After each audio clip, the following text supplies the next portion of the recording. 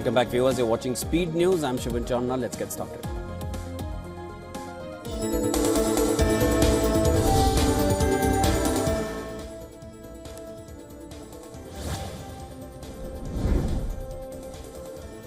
Israeli military says it has started limited ground raids against Hezbollah targets close to the border in southern Lebanon. Air Force and artillery are supporting ground forces with precise strikes at targets that pose an immediate threat to Israeli communities in northern Israel. Despite international calls for de-escalation, Israel has vowed to keep fighting Hezbollah and declared a military zone in parts of its border with Lebanon.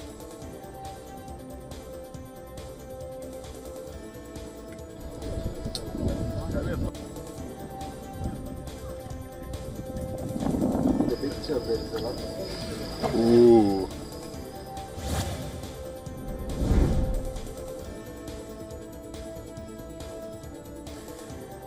U.S. Defense Secretary Lloyd Austin has offered support to Israeli Defense Minister Yoav Gallant for dismantling Hezbollah's attack infrastructure along the border with Lebanon. After speaking with Gallant, Austin reiterated serious consequences for Iran in the event it chooses to launch a direct military attack against Israel.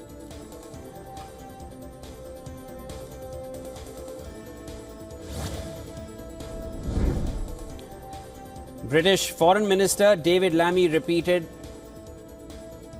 calls for an immediate ceasefire amid reports of a potential escalation in the Israel-Lebanon conflict in West Asia. He reportedly discussed the matter with U.S. Secretary of State Anthony Blinken over the phone. Lammy said that both leaders agreed that a political solution was required and repeated the government's advice that British citizens leave Lebanon. There's something, guys.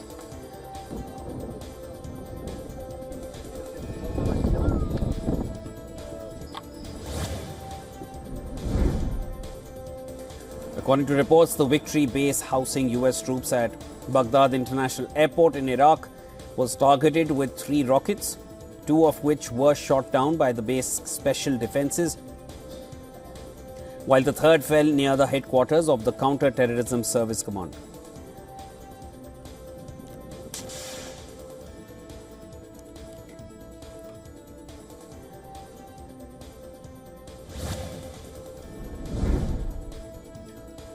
The U.S. military says it intercepted a Russian fighter jet near Alaska last week.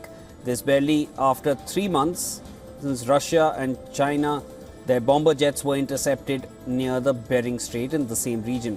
A video released by the North American Aerospace Defense Command, or NORAD, shows a Russian Su-35 fighter jet flying past a U.S. F-16 fighter jet last week. The Air Force General Gregory, in a tweet, condemned the conduct of the Russian jets.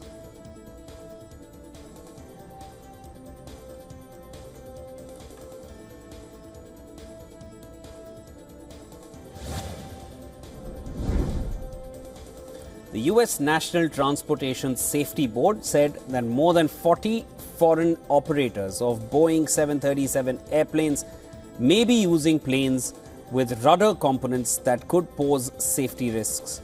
This comes as the National Transportation Safety Board issued urgent safety recommendations about the potential for a jammed rudder control system on some 737 airplanes after a February incident involving a United Airlines flight. It says it disclosed that it learned 2 foreign operators suffered similar incidents in 2019.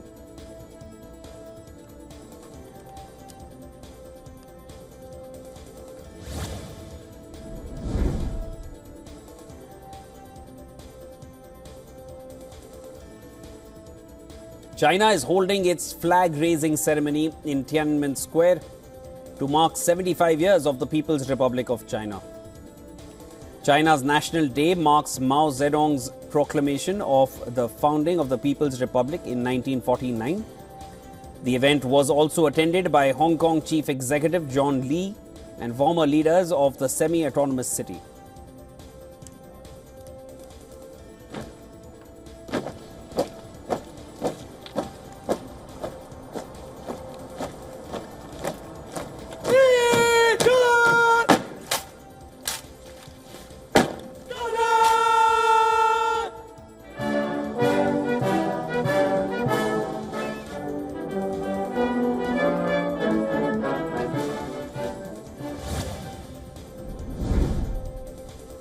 Brazilian President Lula da Silva and his Chilean counterpart Gabriel Boric arrived at Mexico's National Palace for lunch and bilateral meetings with outgoing President López Obrador on the eve of Claudia Sheinbaum's swearing-in ceremony as Mexico's president.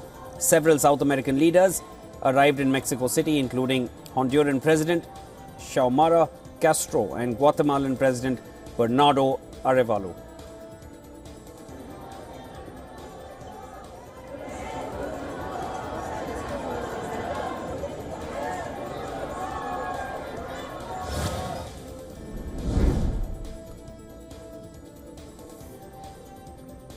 Russian President Vladimir Putin has ordered the conscription of 133,000 new servicemen in Russia's autumn draft that begins from today and goes on until the end of the year.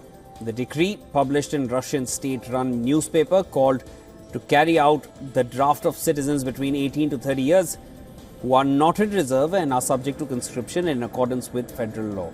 The head of Russia's conscription office has stated that the terms for the conscript remain the same, that is 12-month service in military units in Russia.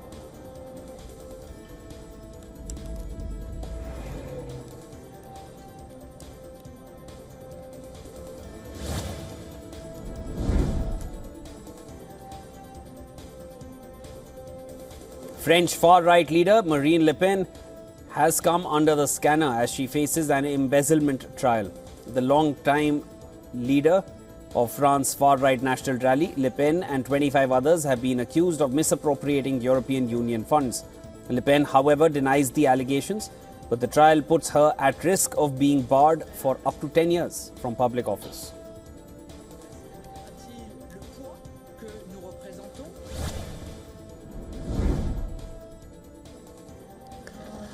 Japan's Prime Minister Fumio Kishida steps down, paving the way for his successor Shigeru Ishiba, who is set to be voted in by Parliament as next PM and unveil his cabinet today.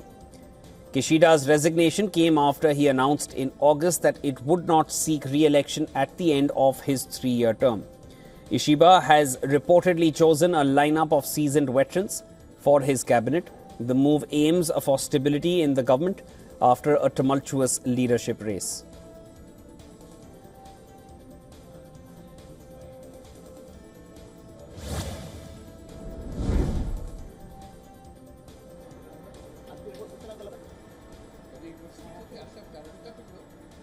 Bangladesh's interim government has decided to sit with political parties first to discuss reforms before the 6 commissions commence their work in full swing. Chief Advisor's Press Secretary Shafiqul Alam revealed the information at a press briefing at the Foreign Service Academy in Dhaka yesterday, a day before the commissions were expected to start their work in full force. He said that the Advisory Council will solicit the political parties for their opinions in the dialogue which will be held soon.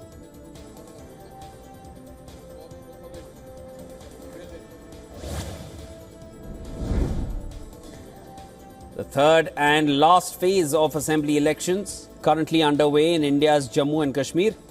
The voter turnout as of 9 a.m. stands at 11.6%.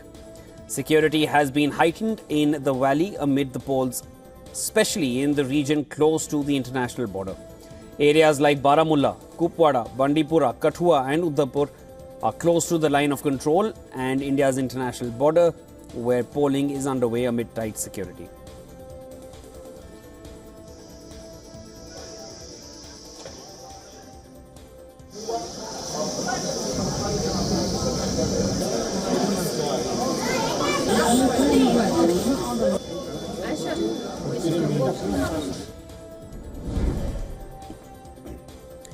Taiwan has issued a warning ahead of the arrival of Typhoon Krathon, which has strengthened into the equivalent of a Category 4 hurricane and is expected to cross the densely populated west coast, bringing torrential rain and strong winds. Big waves were seen lashing in Taiwan's Kaohsiung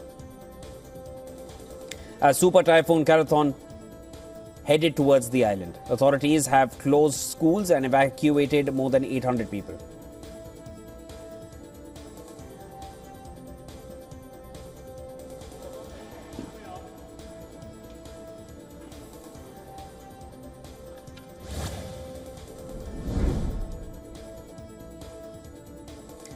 Solimões, one of the two largest tributaries of the Amazon River in Brazil, has fallen to its lowest level ever in the worst drought on record in the Amazon region.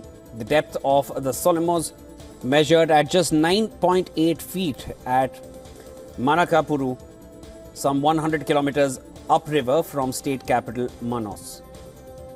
The level of Solimões is expected to drop further in coming weeks, deepening the crisis for riverine communities. The exposed Solimões riverbed has turned into a massive long sandbank. Villagers have to walk across for 2 hours to get home, carrying their shopping under a blazing sun.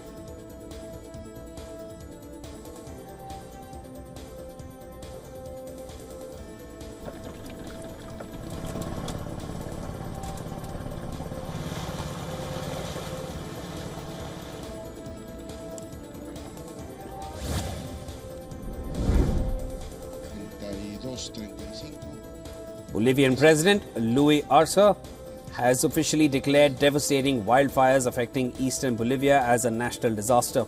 He signed Supreme Decree 5235, which formalized the disaster declaration. This measure comes after weeks of requests from local authorities, organizations and citizens demanding more forceful intervention to confront the environmental crisis.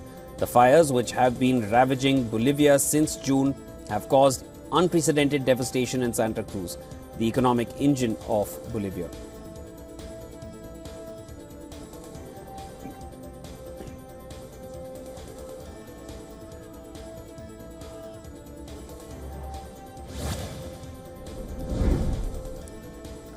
Tesla and its CEO Elon Musk won the dismissal of a lawsuit accusing them of defrauding shareholders by overstating the effectiveness and safety of the automaker's self-driving technology in order to boost its stock price.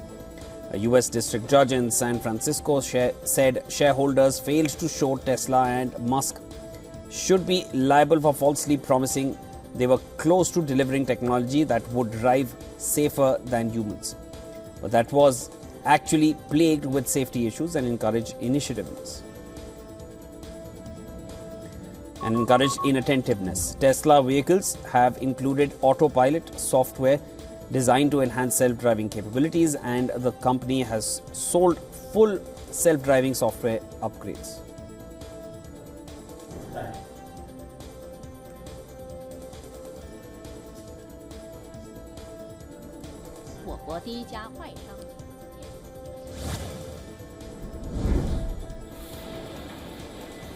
Asia's factory activity weakened in September as soft Chinese demand and global economic uncertainty pointed to a challenging outlook, keeping policymakers under pressure to shore up their fragile economies.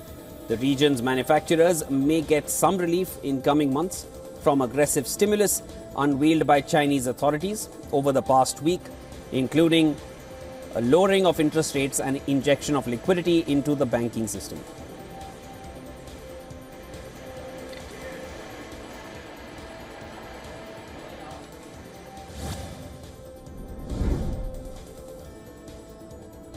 Australian retail sales rebounded more than expected in August after a soft July as unusually warm weather brought forward spring spending, a possible sign that consumers are dipping into extra income from recent tax cuts.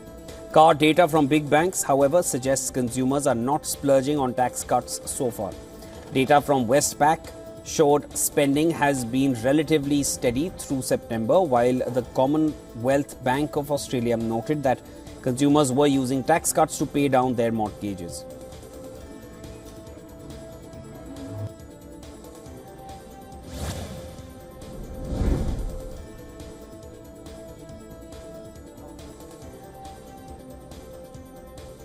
Russia has fined Google and Discord for not removing or limiting access to certain online content. The Tagansky District Court in Moscow has imposed a fine of over $37,500 on each company. Google has been penalized for not taking down content Russia considers illegal, while Discord has been fined for not restricting access to banned information. For years, Russia has pressured foreign tech companies to remove content it deems unlawful.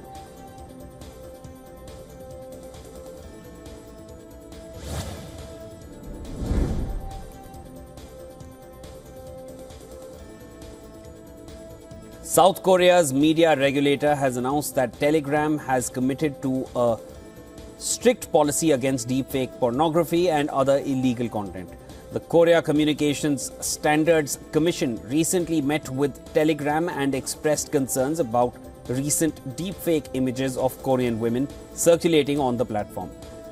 Besides addressing digital sex crimes, Telegram will also remove content related to pornography, prostitution, drugs, and gambling.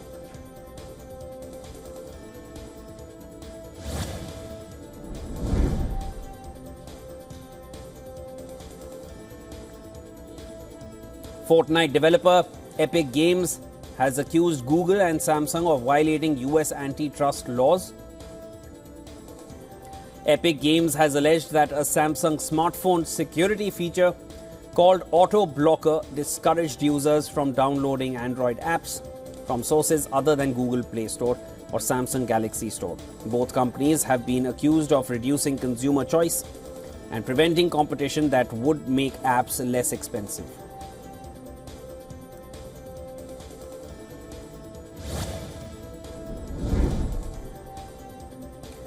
The Indian government has issued a new warning about the rise in scams on stock trading apps and platforms. According to a post by the Press Information Bureau, the PIB, on social media, cyber criminals are making fake accounts on social media platforms and are using these accounts to follow and dupe potential victims. The warning states how spammers share fraudulent links of fake trading groups with the victim. They then lure victims by gaining their trust, eventually leading them to make false investments. The Indian government has advised people to verify identities before engaging in financial transactions and to be cautious of promises of instant risk-free returns.